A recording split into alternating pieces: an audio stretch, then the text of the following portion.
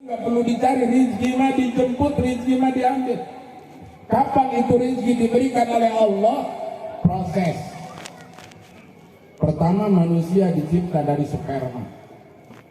40 hari sperma di rahim ibu kita. Tahu sperma? Air mani. Tahu air mani? Si pejuh. Astagfirullahaladzim. Air mani nggak tahu. Haram masih awet ya. Doa Allah. Allah protes bacot-bacot air. Mayar itu dari Allah. Jun. Hanya ngaji kita enjoy. Tadi tegang, nggak ada punya hajat. Ya Allah, saya punya hutang. Bayar apa tadi? Tadi hajat Tina kata Kiai Jainal pada ngeluk tuh. Itu yang di otaknya hutang semua itu. Aduh, kacau udah. Wah. Masya Allah. Nah makanya saya bahas rezeki nih supaya semua memahami bahwasannya rezeki sudah dipastikan oleh Allah. Nah. Terus 40 hari sperma berubah menjadi darah. Darah 40 hari berubah menjadi daging. Selama 40 hari daging ini di dalam kandungan, disitulah ditiup ruh. Panupuru, maka ditiup ruh oleh 4 malaikat yang disebut malaikat ruhaniun. Nah, malaikat ruhaniun ini dirahasiakan nama-namanya. Tidak bisa disebutkan satu persatu. Kalau ada ulama menyebutkan malaikat ruhaniun itu adalah Jibril, Mikail, Israfil, Idris, itu namanya kira-kira. Karena malaikat ruhaniun ini disembunyikan, tidak disebutkan. Nah, ruh diciptakan, Pak, Bu. Duluan ruh daripada jasad kita, daripada badan kita. 50.000 tahun sebelum jasad kita diciptakan, ruh sudah diciptakan oleh Allah. Nah, di situ dibagi rezeki. 120 hari berarti 4 bulan kandungan, disitulah ditiup ruh. Baru dibagi oleh Allah. Hei, Santonikas, kata Allah. Kata Allah. Ini Allah yang ngomong. Kamu nanti di dunia, rizki kamu ialah 15.782 triliun. Amin gitu, amin gitu. Ih, kayak nggak seneng kayak saya ya orang sini. Bukan amin malah diserahin. Kayaknya nggak seneng di anak kayak gitu. Amin. Ini sudah ditentukan oleh Allah. Kata saya ke mulut saya tadi itu. Itu yang di kantong sih. Jadi itu tuh udah ditentuin sama Allah ya. Tuh. Nah di situ awal kejadian manusia ini Pak, semuanya daging, terbuat dari daging. Kenapa daging? Nanti proses setelah kita dibangkit, ada hari kiamat, nanti setelah kita dikuburkan, itu seluruh tubuh menjadi rusak, dimakan oleh belatung, dimakan oleh cacing-cacing tanah, oleh hewan-hewan tanah setelah masuk kuburan, terkecuali satu yang tidak rusak, yaitu tulang ekor. Kata orang Natar mah, orang Tanjung Senang, orang Tanjung Waras mah, tulang tunggir. Tulang tunggir. Tulang tunggir ini yang nggak rusak. Di masing-masing tulang ekor ada nama kita ditulis sama Allah. Misalkan Habib Umar Asgaf ada di situ. Kiai Zainal Abidin ada di situ semua. Asep Basir ada di situ. Di tulang. Jangan kabur Pak Asep. Ada di situ Pak Asep. Semua nama-nama kita ditulis di situ. Kenapa? Nanti ada hari kebangkitan, yaitu pada hari kiamat, tulang ekor tadi disiram oleh air menyerupai sperma, maka akan menjadi manusia kembali. Itu sedikit sejarah supaya apal, jangan mikirin kreditan terus, tahu-tahu itu tuh ya. Nah ini, nah di situ sperma kita darah kita, sperma kita dicampur dengan tanah. Tuh, dengan tanah. Pi'ai wa pi'ai ardin tamut. Tanah ini dicampurkan dengan sperma kita, yang mana nanti tanah ini di mana kita mati, di situ kita dikubur. Tuh. Itu campuran tanah kita. Tuh, seperti Mbah Maimun Zubair. Itu lahirnya di Jawa Timur, di Jawa Tengah, itu dicampur dengan tanah dari Makkah. Maka dia wafatnya juga di Mekah. Beda dengan Syekh Jabir. Syekh Ali Jabir mah lahir di Madinah, maka wafat di Tangerang. Kan itu. Berarti ditusuk di Lampung. Iya. Ditusuk di Lampung. Kalau orang Lampung ini main tusuk aja ke ulama. Walat. Apa? Jangan sampai kita musik ngomongin ulama, ngomongin kiai dosa kita. Apalagi sampai mau ngeroyok mah. Kalau nggak boleh dosa. So sakti. Nggak ada yang sakti di dunia ini, Pak. Nggak ada. Saya mah paling nggak takut ke manusia, Pak. Terkecuali orang itu sudah bisa ngegigit kupingnya sendiri, baru saya takut. Kalau belum bisa menggigit kupingnya sendiri, belum sakti, orang itu belum. Benar, belum. Ayo cari orang yang bisa ngigit kupingnya sendiri, sujud saya dulu. Makanya kadang makan aneh-aneh ya. Ngotak mentang-mentang dari Banten, bawa golok ke tetangga. Bawa nih dari Banten. Balik dari Banten ke Lampung ya kabur maling ayam tolol. Ngotak. Ya, makanya udahlah hidup ini biasa aja. Ya, manakiban, ngaji, sholat, udah itu aja. Ya, nah ini. Terus rezeki tadi, tuh, nih daging tadi. Manusia dicipta karena daging. Apa di dalam bayi, di dalam perut itu berupa daging. Tidak ada tulang sedikit pun, Pak. Tidak ada tulang bayi itu. Palanya empuk karena daging. Matanya daging, kaki daging, tangan daging. Semua bayi yang ada di dalam kandungan itu daging. Kalau bayi itu palanya sekeras kita aja di dalam perut. Keluar, hancur gitu. Bobrok punya istri kita, Pak. Oh, empuk daging. Karena daging nggak keras bayi mah waktu lahir itu empuk. Proses ngelahirin itu yang sakit bukan ngelahirinnya, tapi mulesnya. Saya juga katanya. Kata istri saya. Yang sakit apa? Mulesnya. Ngelahirinnya mah enggak. Karena bayi itu dalam posisi berbentuk dan baru lahir ke muka bumi, di situ ditambah dengan tulang. Tulang itu prosesnya diciptakan oleh Allah itu melalui tangisan bayi. Itu membentukan tulang, pengerasan tulang. Nah itu, maka rezeki sudah dibagi. Nah, dicampur dengan air mani, nanti kita mati di mana nih? Kayak Abah Tubagus Dimyati, dia proses diciptakan oleh Allahnya wa fi ai ardin tamutnya dari tanah Tanjung Seneng, maka dia dikuburkan di Tanjung Seneng. Kita nggak tahu ini di mana ini. Tuh, coba kita mikir ke situ tuh, di mana kita mati, ini rahasia Allah. Karena waktu proses penciptaan manusia, Allah mencampur tanah dengan air mani, dengan sperma tadi. Ini supaya tahu sedikit tuh, ya, supaya tahu. Bukan nasib mati di sini, ini sudah ditentukan oleh Allah. Yang mutlak diciptakan dari tanah itu adalah Nabi Adam. Min Hindi, dari tanah India.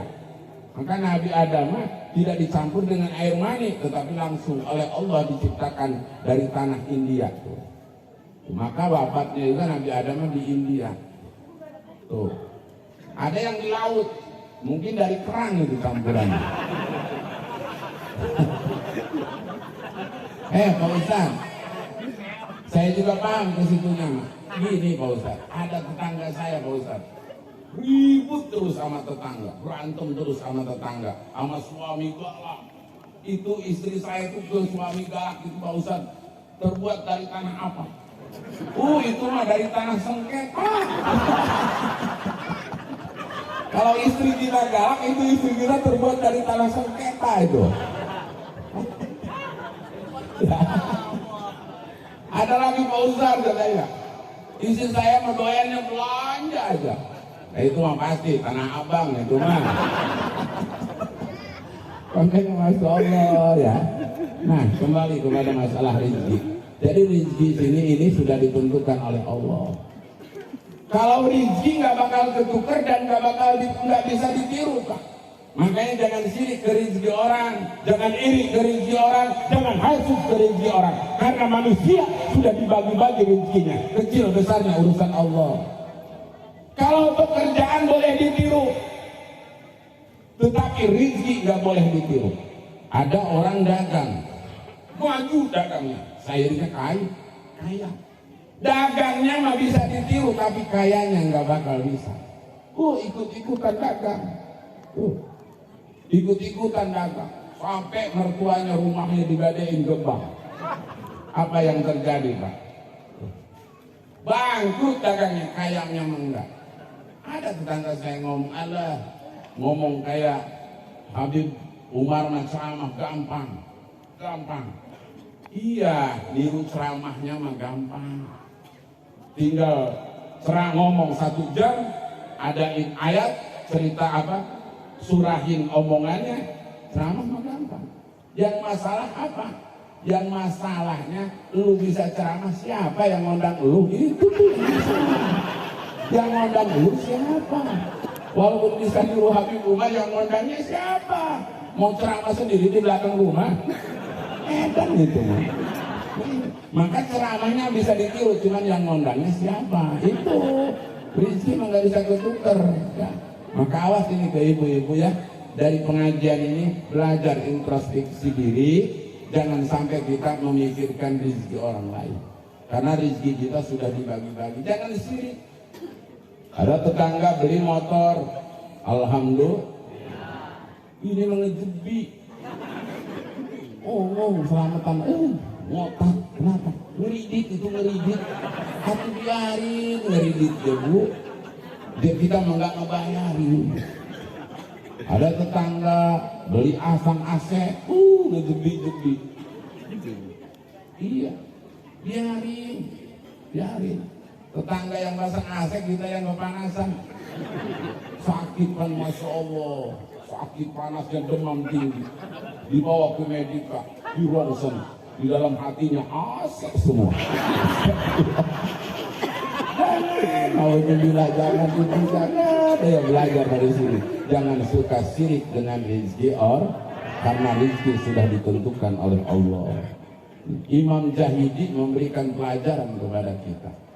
Kata Imam Jahidi, saya bisa makan, saya bisa minum, saya bisa begini begitu, wajar karena saya ada di tengah kampung, wajar karena saya ada di tengah masyarakat luas.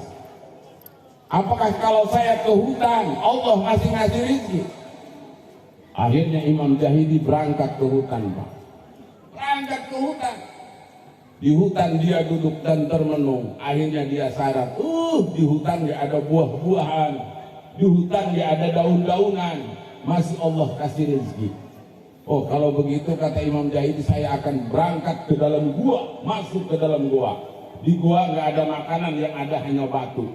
Di sini mungkin rezeki nggak bakal diberikan oleh Allah.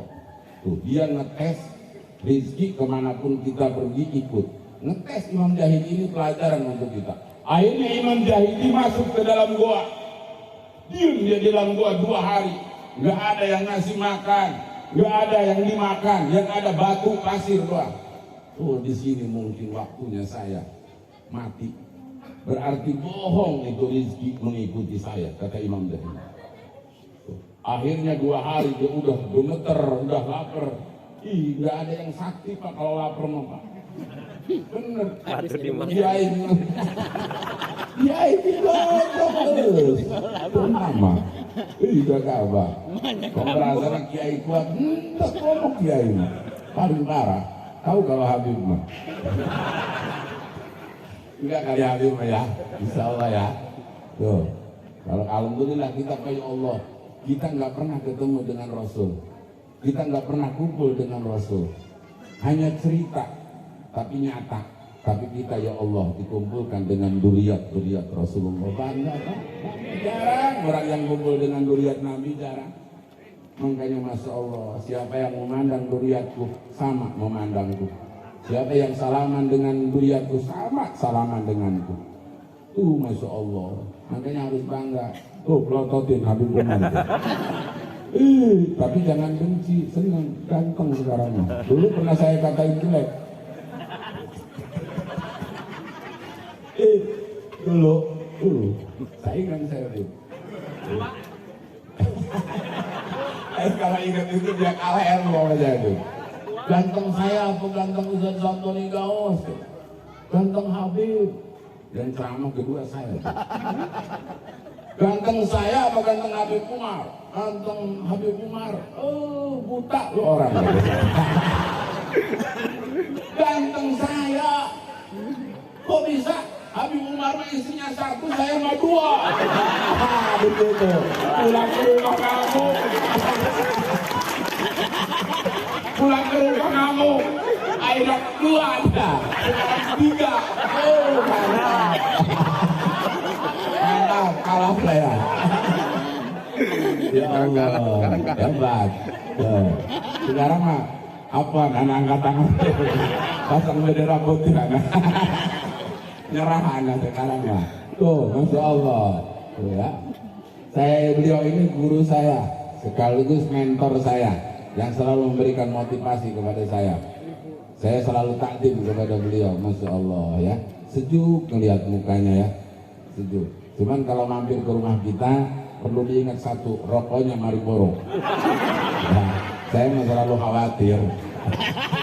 Karena yang khawatir ke beliau saya doang Pak di Bandar Lampung ya. Tuh, ini Bapak jamaah rahimakumullah. Nah ini kembali kepada rezeki tadi. Awas Imam Jahidi memberikan pelajaran. 2 hari di dalam gua. Imam Jahidi lemas, gemeter sampai dia giginya nganci. Tuh, mati saya di sini, selesai rezeki saya.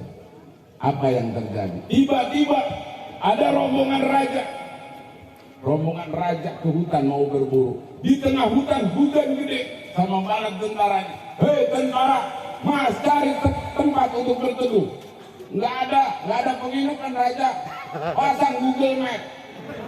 Dipasang Google Map yang ada gua. Ada ke gua, raja masuk ke gua semua. Itu rahasianya. Imam Jahidi memberikan gua. Akhirnya pas masuk ke dalam gua, dia ngidupin obor. Di dalam pas sudah hidup semua, kata raja, ayo siapkan makanan, kita makan. Pas sudah terang goa tersebut, ada orang di pojokan lagi gemeter. Raja, ada manusia. Siapa? Lihat, mati apa hidup? Masih hidup, raja cuma gemeter. Waduh, coba tengok. Ditengok. Dikasih, coba kasih makan. Lemes itu belum makan kayaknya. Dikasih makan. Di situ Imam Jahidi berpikir, bertafakur, ya Allah. Di dalam gua yang nggak ada tempat untuk nggak ada makanan sedikit pun Allah ngasih rezeki. Tuh, akhirnya Imam Jahidi dikasih makan oleh raja tuh. Berarti ini memberikan pelajaran kepada kita dimanapun kita berada, kemanapun kita pergi, rezeki selalu ikut. Kita ke Jakarta pasti nemu rezeki, kita ke Bandar Lampung nemu rezeki, kita ke Tanjung Seneng nemu rezeki, kita ke mana namanya ke Waikanan nemu rezeki, kemanapun kita pergi pasti nemu rezeki. Maka rezeki mah jangan dicari, jemput, ambil. Makanya awas tuh, supaya rezeki terkumpul, jangan suka hasut, jangan suka iri sama rezeki orang. Ya, jangan suka iri, biarin, masing-masing sudah dibagi. Ambil aja rezeki kita. Nah ini, makanya Masya Allah, ya hati-hati sekarang ini krisis, mikirin rezeki orang, rezeki kita nggak dipikirin, akhirnya rusak hati kita. Jangan nih, masing-masing saya pesan kepada bapak-bapak, ibu-ibu, jamaah sekalian, mari kita robah diri kita, jangan suka iri dan benci kepada rezeki orang lain. Nah, biarin ada orang punya mobil, alhamdulillah. Berdoa aja sama Allah, ya Allah mudah-mudahan saya pun kebeli mobil. Begitu, jangan suka ngejebiin orang, stroke nanti. Stroke, ibu-ibu tuh banyak yang stroke ringan. Iya, masih sehat udah belajar setruklingan. Ada tetangga beli ini, ada tetangga beli itu, itu setruklingan bu, latihan gitu. Lama-lama los dia setruk beneran. Makanya hati-hati belajar. Ini rezeki. Imam Jahidi ini memberikan pelajaran kepada kita. Ini ustadz-ustadz nih, yang muda-muda ustadz. Jangan gupok. Udah di rumah aja, tenang aja. Jangan gedebak-gedebuk ini mengkudu. Kalau ngajar ngaji aja gimana rezeki saya? Jangan, di rumah aja. Katanya Pak Ustadz, iya di rumah aja, nanti istri saya marah. Wajar. Istri marah karena ada mulut. Wajar.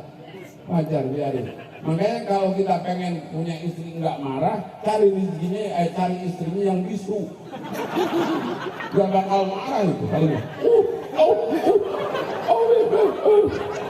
balas sama kita, gampang, pusing-pusing amat. Kita harus tahu bahwa kalaupun istri kita marah itu wajar, ya, wajar. Ya. Maka awas, ini pelajaran untuk kita, untuk para ustadz, jangan sampai gegabah, gedebak-gedebuk mikirin ini mikirin itu sampai ninggalin ngajar ngaji. Jangan, istiqomah aja, insya Allah. Santri itu santri saya tuh. Ngebakar pisang muli satu, pas dikuer-kuer jadi dua. Masya Allah, hebat Allah mah. Ngebakar satu jadi dua tuh. Nggak tahu nggak kayak kucing satunya. Saka dia mau rezeki dari Allah, kata yang nggak kayak kucing rupanya. Tuh, pas dimakan sama asemnya. Tuh, masya Allah ya. Makanya